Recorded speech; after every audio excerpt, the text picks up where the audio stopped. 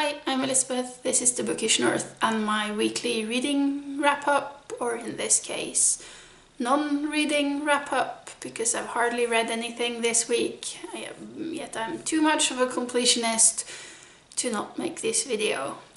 So I've finished one book this week. It was a short audiobook. It was another self-help book, because clearly 2019 is the year where I'm badgering myself to get into self-help books for some reason. Clearly, I think I need some kind of help. I don't know. I haven't liked any ones I have picked up so far. I think this was number 6 or 7.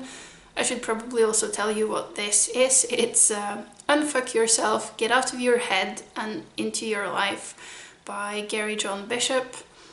And I will have to say that out of the ones I've read, this is the one I have liked the most. It is fairly short, it's to the point. It didn't have any of those moments where I'm rolling my eyes going, oh God, what's this?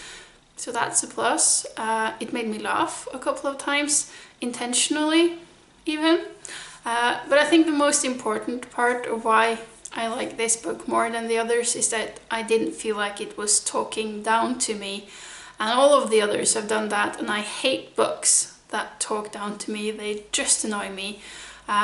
Whereas Bishop didn't, I still feel he is a coach. He is giving advice.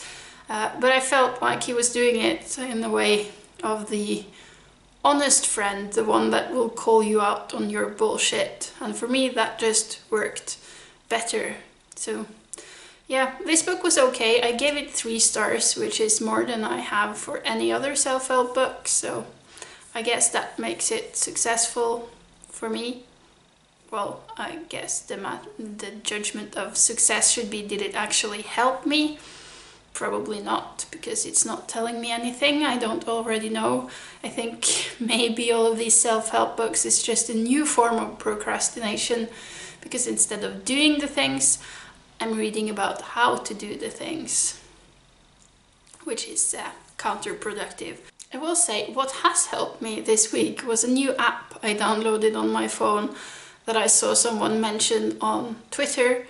It is called Epic Win. It is basically a to-do list, but it turns your to-do list into a quest log, and you get to be this character, and all the tasks completed gives you experience and you level up just like in a computer game.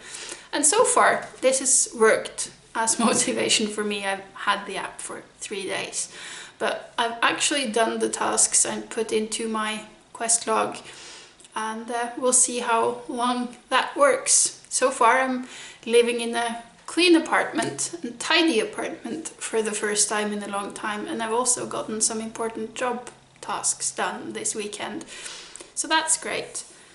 As for reading, I have been reading a little bit. I just haven't finished anything.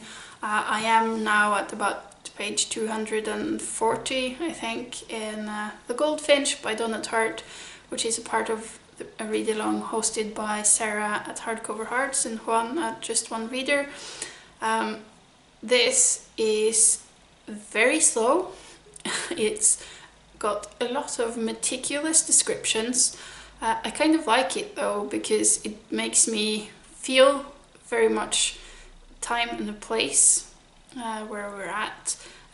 I like the fact that conversations are going on while I'm also being told what the characters are doing, so it's very easy to get like a picture of the scene and the place they're at. So I do enjoy it, even if it does make the book very slow, and yeah, I'm gonna be at this for a while. I also enjoy that the actual dialogue between the characters are somewhat awkward and stunted and a bit weird, but I think that adds to the realism of the book, because the main character, the one who is part of all conversations, is at the time 13 years old. He has been going through something very traumatic, and he's talking to a lot of adults that he doesn't really know. And I find it way more realistic that all of the conversations are a bit weird and off and not very productive, because I feel like that's what it would be like in real life. All conversations can't be actually progressing the story. So I am still reading this. I will be working on this until September for the read along. I think I have about 80 pages to read before the check-in on Thursday, and that should be fine, even if my reading time is kind of limited this month. I have also been making progress in You're Not Human by Simon Lancaster. I've read, I think, 3 chapters of this since last week. It is very good. I'm not going to talk more about it now. I want to wait until I've finished because I've already said quite a bit about it.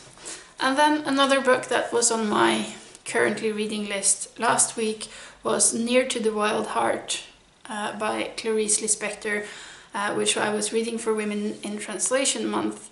I have temporarily bailed on this, not because it's not good, because it is, but because this is the kind of condensed, language-driven writing that I really need to be in the right mood to be able to enjoy properly.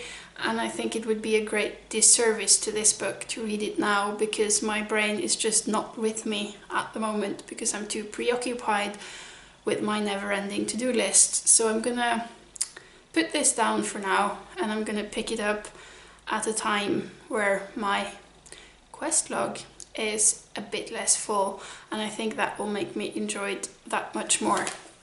And then I did sort of start The Years by Annie Ernaux. I've read 5 pages or something, but I'm thinking that this is going to be my Women in Translation focus for the next week. So my plan is to read about 30 minutes a day of this, and when those 30 minutes are done, this is going to be my second pick. And then probably going to have an audiobook on the go for my commute. I haven't one at the moment, and then I hopefully will be finishing this next week as well. So there you have it. Not the most productive reading week, but it's been a fairly productive work week, and I've managed to actually clean my apartment. So there's that. So how was your reading week? Have you read anything interesting that you think I'd like? Please tell me in the comments, and until next week, bye bye.